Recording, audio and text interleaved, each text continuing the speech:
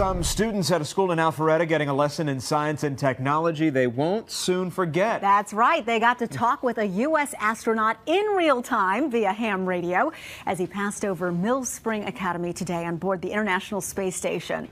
All News 106.7's Trey Thomas has the story. NA1 ISS Kilo 4. North Fulton Amateur Radio League President John Clute makes contact with the International Space Station and fellow ham radio operator Commander Chris Cassidy. Good morning to everybody in Mill Springs Academy. Great to hear you from the International Space Station. Today we have Commander Cassidy answered questions from 9 students at Mill Springs Academy as he passed 230 miles above Metro Atlanta in the final week of his 166-day mission. How do you get a haircut in space without getting hair everywhere? Over. Well, it's interesting that you asked. We just had haircut day on Sunday, and what we do is we hook the vacuum cleaner up. The students asked the Navy SEAL everything from the biographical. Hi, I'm Alexa. What made you want to be an astronaut? Over. I met another guy named Bill Shepard who has the same background as me in the Navy. Over. I was like, this is unbelievable. Can't believe that I'm doing this. To the biological. This is Andrew. What happens when you cry in space? Over. Well, Andrew, when you cry, the tears just kind of stay in your tear ducts, and it gets bigger and bigger. How it just stays in your eye and gets into your eyelashes and develops in size. Science teacher Martha Muir helped organize the event and hopes to inspire her young scientist by being passionate about her job. Release your inner geek. And once you do that, you give your students permission to do the same. And that's what we're doing. Leave it to the kids to ask the good questions, right? How Especially cool the haircut is one. that? I like that. Very imaginative. Commander Cassidy is in the final leg of the final mission on board the Loud and clear on Channel 6. Good morning to everybody in Mill Springs Academy. Great to hear you from the International Space Station. Thank you, Commander Cassidy. Hi, this is Rosa. What is the most interesting research project you've done on the ISS? Over. Hi, Rosa. Well, for me, there's been several cool ones, but one of my favorite was playing with fire. We had a small combustion chamber, and we looked at flame retardant properties in space of different materials, and that was really cool to see the different flames and how they reacted in space. Over. Hi, this is Zach. Have you seen any big storms or hurricanes or wildfires in space? And what do they look like? Over. Hi, Zach. Well, it's really neat to see from space, although often it's bringing great disaster or catastrophe to the area where we can see them, such as the wildfires near Yosemite, and there's been some typhoons in the Pacific Ocean. We haven't seen any hurricanes this season since I've been up here, but it's impressive to see just how big how far the storm clouds can stretch from horizon to horizon. It's just amazing. This is Andrew. What happens when you cry in space? Well, Andrew, when you cry, the tears just kind of stay in your tear ducts, and it gets bigger and bigger until it starts to wick over in your eyelashes and around your eye. It never drains down your face. It's a really I haven't cried myself, but I've squirted water drops there to see what it does, and it's a weird sensation. Over. This is Tommy. What is the prettiest sight you've seen in space? Over.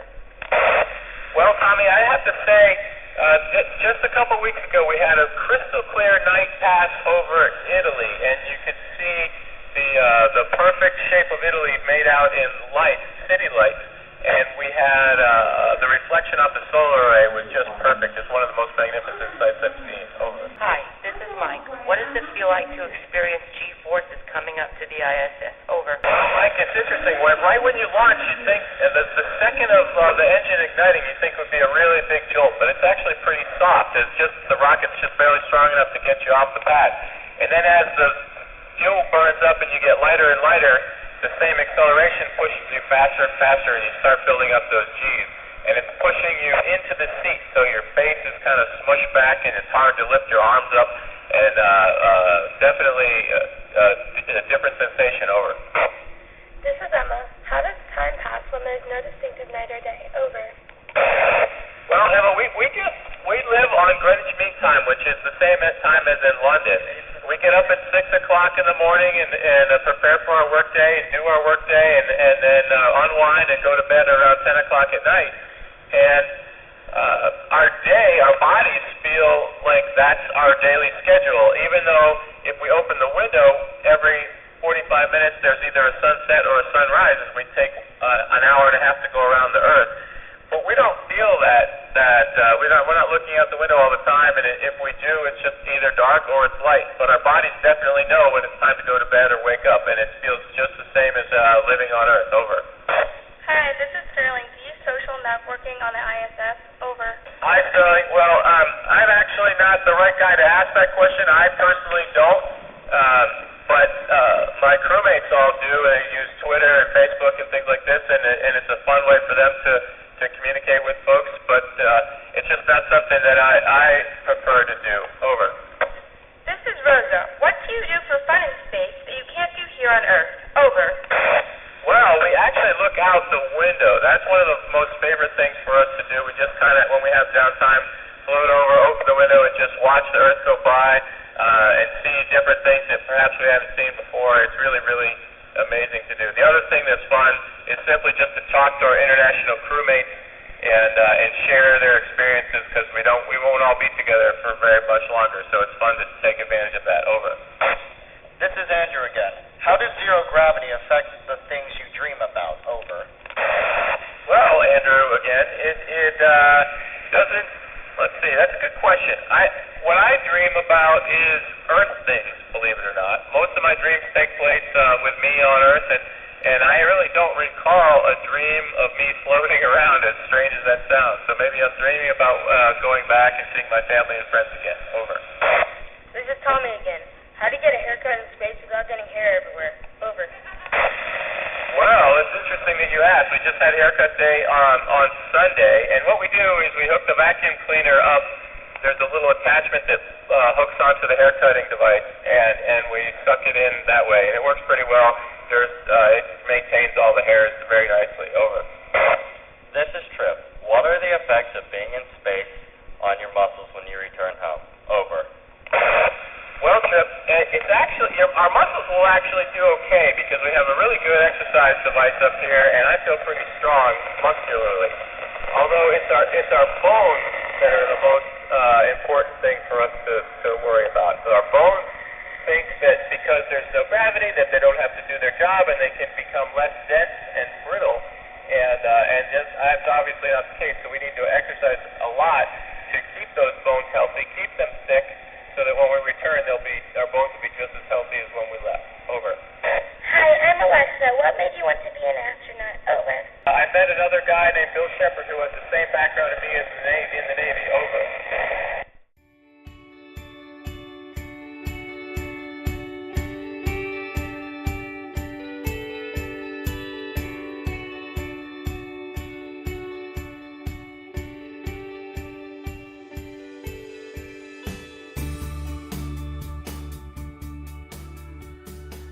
Hi, I'm Roy Lander. I'm a middle school science teacher at Mill Springs, and the whole NASA experience was a really cool day. I think primarily because I got to see a teacher here who had an idea for an opportunity for our kids, and even though it was kind of a long shot, she went ahead and applied for it and got the radio contact opportunity with the International Space Station.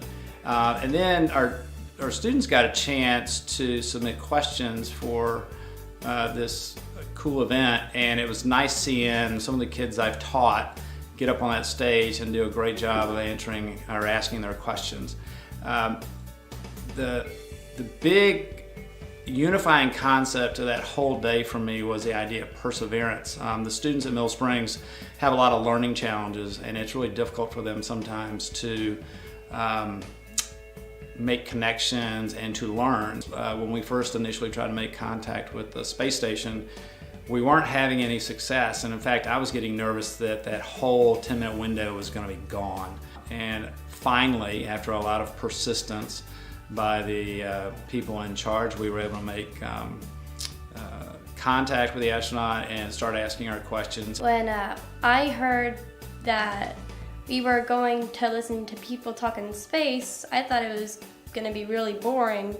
But when I went there and I actually got to hear people speak from outer space at our specific school on the news, I thought, that's awesome. It was pretty awesome though. It definitely something I never thought I'd see or be able to experience. Kind of made me want to go to space, just hearing them describe the beauty that was up there and just how amazing it was up there. They were going to be talking up to the astronauts up on the ISS. I thought that was actually pretty interesting. The ISS radio contact was a wondrous opportunity that few people ever had. This experience was very, very, very cool. I had no idea how amazing this event was going to be. I knew it was going to be fun, but this was phenomenal. If fun comes up to my belly button, this event reaches the upper reaches of the Jolly Green Giant's outstretched arms. This event united our whole community, including all the folks present on stage, in the gym audience, and all the hams listening in, for a period of time in a common interest and fascination. What great mind play this was, and we are all united by this amazing experience. Thank you. W4 MSA. I think ARISS is a one-time only memory that only some lucky people get to see. It impacted me greatly with joy and confidence that Commander Cassidy was using his time to interact with us. I was amazed just how their equipment was that they could connect to. I thought it was just amazing that this ever happened to us.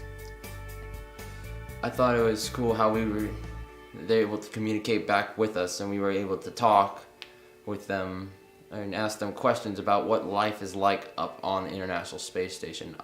Martha Muir, who's the epitome of a junior high and high school science teacher, coordinated a great event and created by an astronaut talking to our entire school and student body as the space station flew over at 1,700 miles an hour. I think it really made it real for some of our students, and I hope it inspired our students to want to join in and to believe that they can be the astronauts up on those missions. I really liked the way they talked to me, and it was a lot of fun. I really enjoyed the experience I had.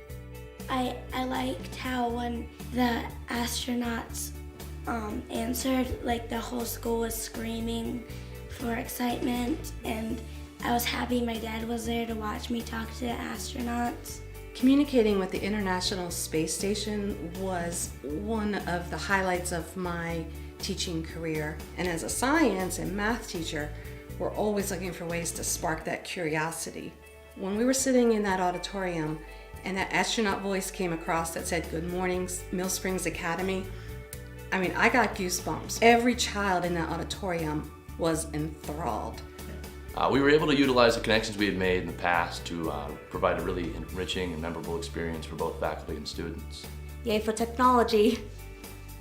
I wish everyone in the whole state of Georgia could see it. It was unbelievable. I got to ask the astronaut Christopher Cassidy a question, and this is something I will remember for the rest of my life. To actually talk to an astronaut who is circling the Earth makes the mission to come to life. Connecting with an astronaut in space is an incredible experience. I like to learn more about the radio connection that made it possible.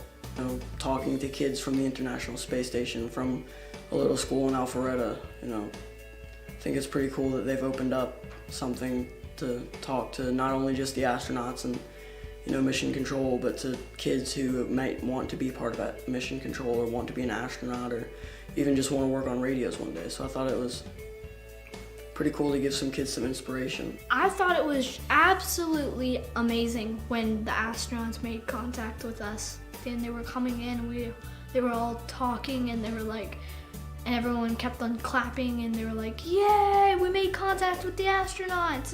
This is really happening." I really want to thank Commander Chris Cassidy for giving us this opportunity. KK4 and VJ clear. Yeah, I was just wanting you, if you have the ability, to pass on to the ham radio contact. Thank you very much. We had a nice contact, but it dropped off right in the middle of the question and never got a chance to say goodbye. So if you have the ability to pass that on to him, I would appreciate it. Thank you.